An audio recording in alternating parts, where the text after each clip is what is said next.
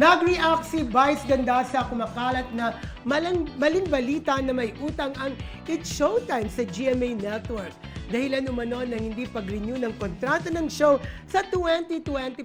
Sa isang episode ng It's Showtime, binanggit ni Vice, "Let's claim it na umasenso tayo at hindi totoong may utang ang It's Showtime sa GMA."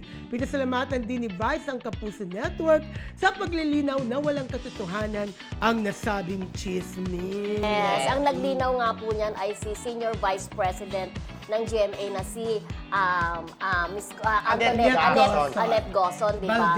Valdez, na 95% na raw talaga na may renewal. Sure na talagang mapapanood pa rin ang It's Showtime sa GMA at wala nga raw utang. At sa rating, wala raw problema. Ang taas daw ng rating ng It's Showtime. May 95%, may 95%. Ayun kasi, yung naiiwan kasi 5% daw, medyo may inaayos-ayos pa. Yung 5% At least 95% na. Pero very sure na ang yun. pinakataka ko nga, bakit sinasabi ng iba mga detractors sa mga netizens na may utang ang It's Showtime sa GMA?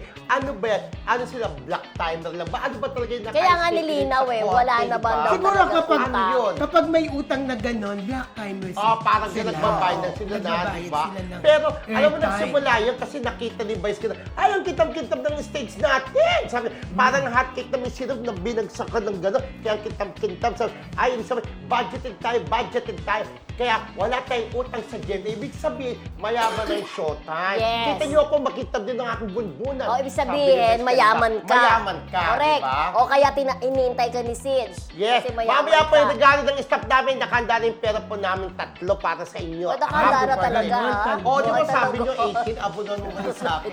Kukunin pa natin, di ba? Yes, kukunin pa namin si Sam, maghintay ka. Ikaw talaga. Merry Christmas sa staff namin sa Marisol Academy. Mamaya po yung kagandahan sa pamamagitan ni Rodel. Okay.